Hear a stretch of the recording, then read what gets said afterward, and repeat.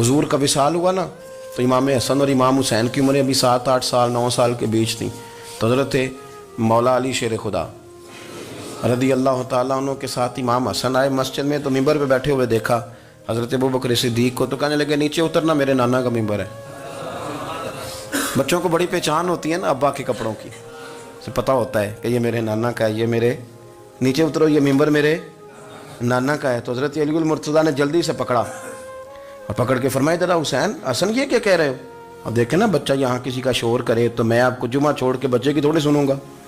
मैं कहूँगा कि भाई ठीक हो गया, बच्चे को ले जाओ, ज़रा इसे पीछे करो, जुमे के बाद बात करते हैं। लेकिन वो थे ना रसूलुल्लाह के नवासे, और हज़रत अबू बकर सिद्दीक अज़मत और शान को समझते थे। उन्होंने कहा नीचे उतरिए, मेरे नाने का मिंबर है। तो हज़रत सिद्दीक एक बार नीचे उतर के खड़े हो गए। तो एक जुमला, बाकी बुजुर्गों ने भी बड़ा कुछ लिखा है, पर यहाँ एक बात शाह अब्दुल अजीज मुहद्दिस देलवी ने लिखी है।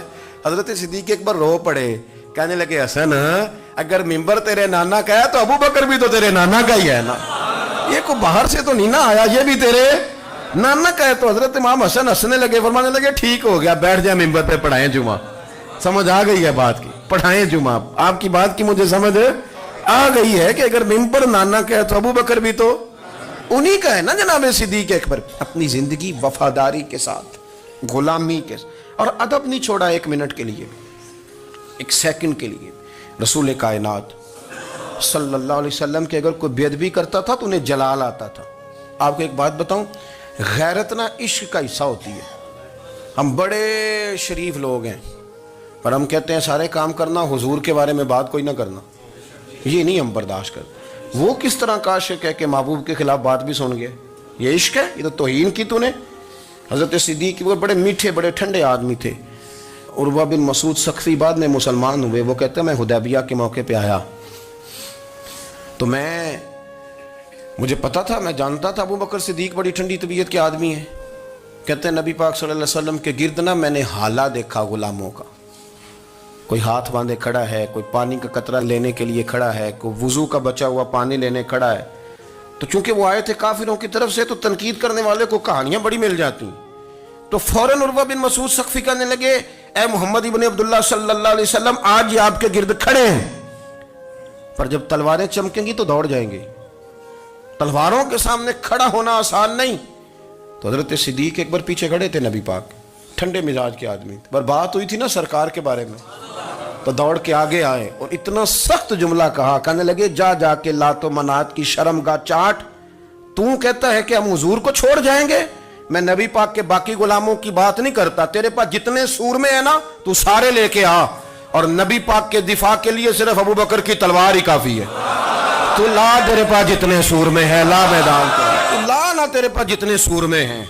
तू कहता है ये दौड़ जाएंगे, फरमाया तूने अभी हमारा रुख देखा नहीं ना, तू आ ना जरा मैदान में, मैं तुझे अकेले को बताता हूँ कि किस तरह हुजूर का दिफा किया जाता। और उर्वा बिन मसूद सख्फी कहने लगे ये कौन है? देर के बाद मिले थे ना, ये कौन है? उन्होंने कहा ये अबू काफा के बेटे अबू बकर सिद्दीक हैं। तो उर्वा बिन मसूद कहने लगे ये तो बड़ी ठंडी तबीयत का बंदा था। उन्होंने कहा ठंडा ही है, हम शरीफ बड़े हैं पर हुजूर के गुलामों के लिए, और अगर आए कोई शरीर, अगर कोई आए तो चलो किसी दरवेश की गल कर लेने। वो कहते हैं इट सिट ते पखड़ा कुआर गंदल, फिर असी और भी बूटियां जानने हैं, फिर हमें सारा पता है, फिर हमें ना सारे तरीके, इट सिट ते पखड़ा, फिर असी और भी बूटियां जानने हैं, फिर ना हम कर लेंगे हल, हमें वो हल करना भी आता है। लेकिन शरीफ उसके लिए जो रसूलुल्लाह का अदब करे, जो नबी पाक की। हजरत सिद्दीक अकबर मुअद्दब तरीन आदमी। कोई बंदा अगर बाहर से आता था ना हुजूर से मिलने, तो उसको पकड़ के कोने में ले जाते थे, कहते थे आप पहले मैं तुझे अदब सिखाऊं कि नबी पाक की बारगाह में जाना कैसे। हाँ मैं तुझे बताता हूँ, कहीं ऐसा ना हो तेरे अमाल ज़ाया हो जाए। सांस भी आहिस्ता लेते थे। मस्जिद की सफाई करना, ड्यूटी करना, खिदमत करना, सारा कुछ करना, पर बैठते सबसे पीछे होके थे, सबसे पीछे होके। ये भी उनका ये एजाज था, पीछे हट के बैठना। कोई ऐसा काम ना करना जिससे लोगों को पता चले कि नहीं नंबर मेरा है। पीछे हट के बैठना, पीछे पीछे रहना, अपने वो शोहरत से बचने वाला पीछे पीछे रहता है और जी चाहता है सारी गज़लें उस जालिम के नाम करे। कुछ लोग होते हैं ना, वो पीछे पीछे होते हैं, कहते हैं नहीं नहीं मैं नहीं जी, ऐसा तो है ही कुछ नहीं, मेरे रसूल करीम अलैहि सल्लम का अदब करना। हमने ना सारी ज़िंदगी सुना है कि अल-अम्रु फ़ौक़ल अदब, کہ جب حکم آ جائے تو پھر حکم ماننا ہے، ادب. اور اس بات پہ ہمارے طالب علم بڑے پکے ہیں. مرید آج کل کے اس مسئلے میں بڑے کہتے ہیں صاحب نے خود کہا ہے کہ خیر صلاح ہے. انہوں نے خود کئی دفعہ کہا ہے جی تسی بڑے سیانے ہو، تانوں مطلب دی گل دی سمجھ جلدی لگتی ہے. انہوں نے خود کہا ہے کہ ٹائم ہو تو آیا کرو.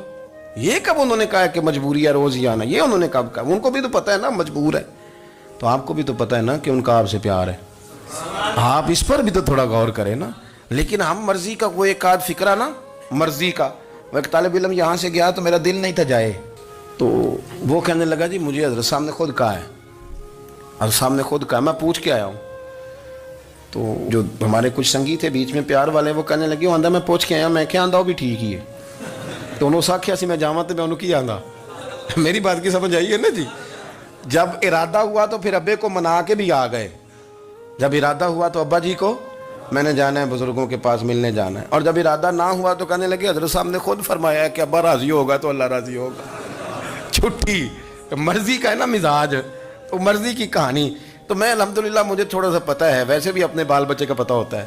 ہیں جی کی آندے نے پیداندی کے جیندے سال ہی ویکھی دے نے.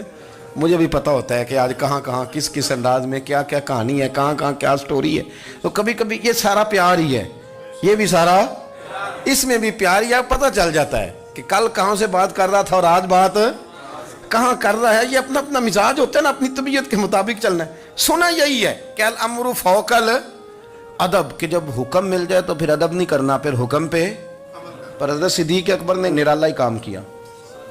حضور سید عالم صلی اللہ علیہ وسلم ایک صلح کرانے گئے، فرمایا میں دیر سے آیا تو جماعت کرا لینا. عصر کی نماز کا وقت ہو گیا، سیدنا بلال حبشی نے اقامت پڑھ دی. صدیق اکبر مصلی پہ کھڑے ہو گئے. اتنی دیر میں حضور بھی آ گئے. نماز میں لقمہ وہ دے گا جو نماز میں شامل ہو. ٹوٹیوں پہ کھڑا بندہ لقمہ نہیں دے گا، پہلے وہ آ کے اللہ اکبر کا شامل ہو پھر لقمہ دے. حضور آئے، صحابہ نے ہاتھوں پہ ہاتھ مارنے شروع کیے، اطلاع کر رہے ہیں کہ لوگوں حضور آ گئے. سرکار اگلی صف کے قریب پہنچے تو جناب صدیق اکبر نماز پڑھا رہے تھے. نماز لوگ تو بغیر نماز کے ادب کرنے پر اعتراض کرتے ہیں. میں بخاری شریف کی حدیث پیش کر رہا ہوں، نماز پڑھا رہے تھے.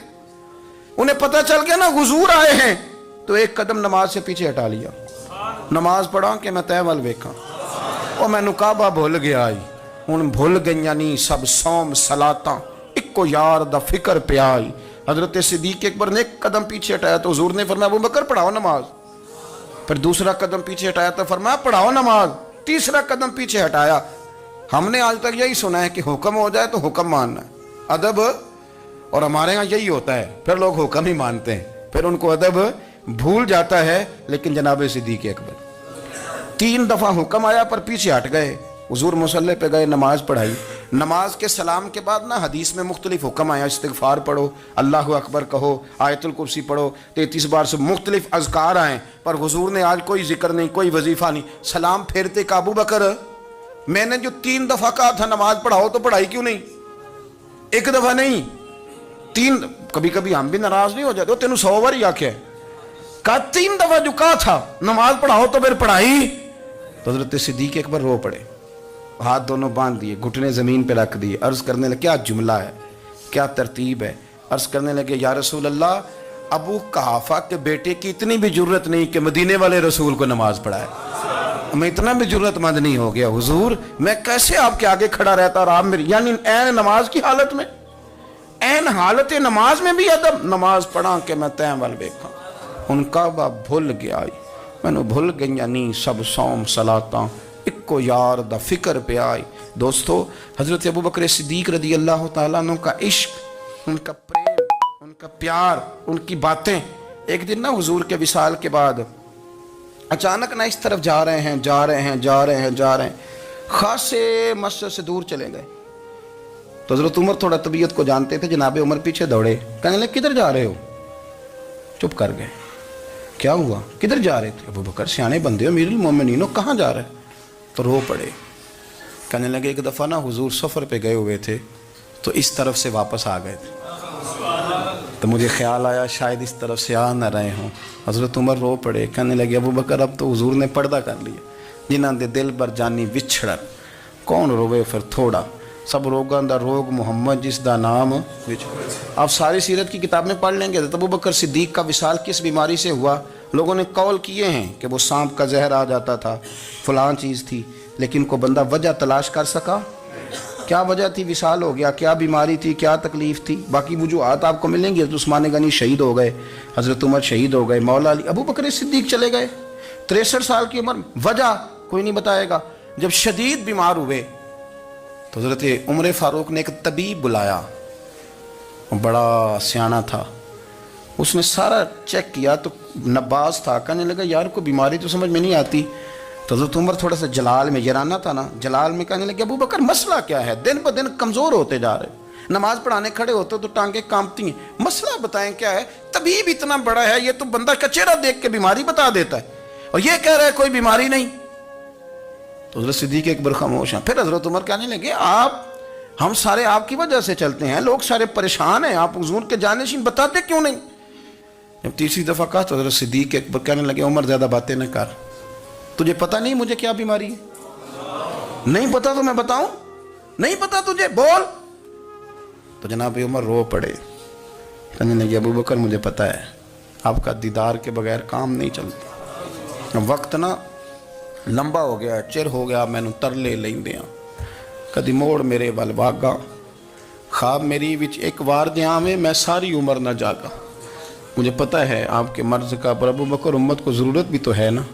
تو حضرت صدیق اکبر کہنے لگے بس ہو گئی ہے، اب میری وصیت یاد رکھنا، جب میں دنیا سے جاؤں تو اٹھا کے میرا جنازہ قبر رسول پہ لے جانا، اور پہلے پوچھ لینا کہ ابو بکر حاضر ہے، اجازت ہو تو مجھے دفن کر دینا، ورنہ جنت البقیع میں. تو لوگ کہتے ہیں ابھی جنازہ ہی رکھا ہی تھا کہ دروازہ اندر سے خود بخود کھل گیا، اور آواز آئی اب دیر نہ کرو، محبوب کو محبوب کے ساتھ ملا دو. پانی پر نہ سہیلیاں رنگا رنگ کڑے، اسی پریا اس دا جانی ہے جس دا. میں نے شروع میں ایک بات کی تھی کہ اپنی خواہشات کو نا حضور کا غلام بنا دیں، سوچیں سمجھیں کہیں